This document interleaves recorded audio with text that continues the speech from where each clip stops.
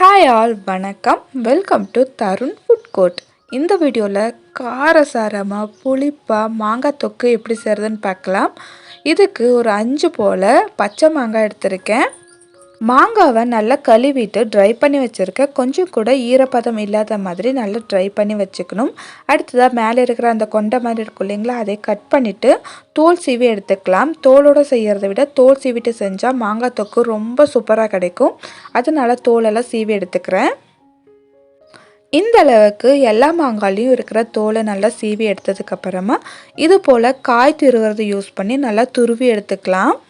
ஒரு மீடியம் சைஸில் இருக்கிற ஹோல்ஸாக பார்த்து நல்லா துருவி எடுத்துக்கிறேன். இந்த அளவுக்கு எல்லா மாங்காவையும் நல்லா பூவாக துருவி எடுத்துக்கணும்.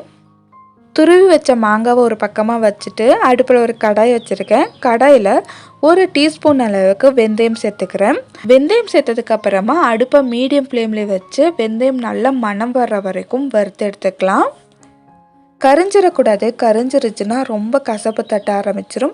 அதனால நல்லா ஒரு மீடியம் ஃப்ளேமில் வச்சு இது போல் பொன்னிற ஆற வரைக்கும் வறுத்து எடுத்துக்கணும். இது நல்லா ஆறுனதுக்கப்புறமா ஒரு மிக்ஸி ஜாரில் சேர்த்துட்டு நல்லா ஃபைன் பவுடரை அரைச்சி எடுத்துகிட்டு வந்துக்கலாம். எந்த அளவுக்கு முடியுமோ அந்த அளவுக்கு ஃபைன் பவுடராக அரைச்சிட்டு வந்துடணும். இந்த வெந்தய பவுடர் தான் இந்த தொக்குக்கு நல்ல ஒரு டேஸ்ட்டையும் ஃப்ளேவரையும் தரப்போகுது. இந்த அளவுக்கு பவுடர் ஆனதுக்கப்புறமா இதையும் ஒரு பக்கம் வச்சிடலாம். அடுத்ததாக அதே கடாயில் ஒரு 1/4 கப் போல் ஆயில் ஆட் பண்ணிக்கிறேன். நல்லெண்ணெய் சேர்த்துக்கோங்க, இது நல்ல ஒரு ஃப்ளேவர் கொடுக்கும். ஆயில் நல்லா சூடானதுக்கப்புறமா 1/4 டீஸ்பூன் கடுகு, 1/4 டீஸ்பூன் வெந்தயம், ஒரு 2 வரமிளகாய் சேர்த்ததுக்கப்புறமா 2 கொத்து கருவேப்பிலை, இதெல்லாம் நல்லா பொரியட்டும். கருவேப்பிலை நல்லா வதங்கினதுக்கப்புறமா துருவி வச்சிருக்கிற மாங்காவை ஆட் பண்ணிக்கிறேன். துருவி வச்சிருக்கிற எல்லா மாங்காயும் சேர்த்ததுக்கப்புறமா 2 டேபிள் ஸ்பூன் அளவுக்கு தனி மிளகாய் தூள் ஆட் பண்ணிக்கிறேன். நீங்கள் கொஞ்சம் காரம் கம்மியாக சாப்பிடுவீங்கன்னா கொஞ்சம் கம்மியாக ஆட் பண்ணிக்கலாம். 1 டேபிள் ஸ்பூன் அளவுக்கே போதுமானதாக இருக்கும்.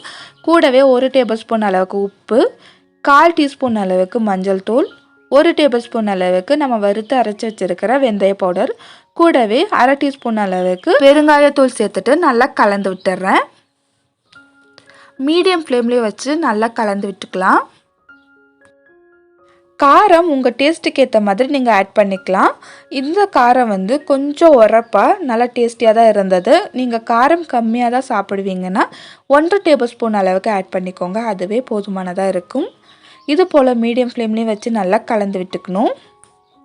ஒன்றோட ஒன்று எல்லாமே கலந்து வந்ததுக்கப்புறமா கொஞ்சம் போல் வெல்லம் ஆட் பண்ணிக்கிறேன். வெல்லம் சேர்த்துட்டு திரும்பவும் ஒரு தடவை நல்லா கலந்து விட்டுடலாம். நல்லா கலந்து விட்டதுக்கப்புறமா திரும்பவும் ஒரு 2 டேபிள் ஸ்பூன் அளவுக்கு ஆயில் ஆட் பண்ணிக்கிறேன். நம்ம எந்த அளவுக்கு அதிகமான அளவு ஆயில் யூஸ் பண்ணுறோமோ அந்த அளவுக்கு இந்த தொக்கு ரொம்ப நாளைக்கு கெட்டு போகாமல் இருக்கும். இந்த மாங்காய் தொக்கு எங்கள் வீட்டில் 1 மாதம் இருக்கிறதே பெரிய விஷயங்க. ஏன்னா எங்கள் வீட்டில் இருக்கிற எல்லாருமே மாங்காய் பைத்தியம்னே சொல்லலாம். அந்த அளவுக்கு ரொம்ப பிடிக்கும். மார்னிங் பிரேக்ஃபாஸ்ட், லஞ்ச், டின்னர் எல்லா சமயமே இந்த தொக்கு போட்டு சாப்பிட்ருவோம். ரொம்ப சூப்பராக இருக்கும். ஒரு முறை நீங்கள் ட்ரை பண்ணி பார்த்தீங்கன்னா உங்களுக்கு அவ்வளோ பிடிக்கும். இந்த மாங்காய் தொக்கு பழைய சோறுக்கு ஒரு சூப்பரான காம்பினேஷனுங்க. கொஞ்சம் போல் இந்த மாங்காய் தொக்கு எடுத்துகிட்டு ஒரு கைப்பிடி அளவுக்கு பழைய சோறு வச்சு சாப்பிட்டீங்கன்னா அமிர்தங்க. இது போல் ஒரு சூப்பரான ஃபுட் எந்த ஊருக்கு போனாலும் கிடைக்காது. எனக்கு பர்சனல் ஃபேவரட்னா இந்த பழைய சோறு தான். உங்களில் எத்தனை பேருக்கு பிடிக்கும்னு மறக்காமல் கமெண்ட் பண்ணுங்கள். கூடவே மறக்காமல் இந்த மாங்காய் தொக்கு ட்ரை பண்ணிவிட்டு எப்படி வந்துருந்துச்சுன்னு கமெண்ட் பண்ணுங்கள். இந்த வீடியோ உங்களுக்கு கண்டிப்பாக பிடிச்சிருக்குன்னு நான் நம்புகிறேன். பிடிச்சிருந்துச்சுன்னா என்னோடய சேனலை சப்ஸ்கிரைப் பண்ணிக்கோங்க. கூடவே இருக்கிற பெல் ஐக்கான் கிளிக் பண்ணிக்கோங்க.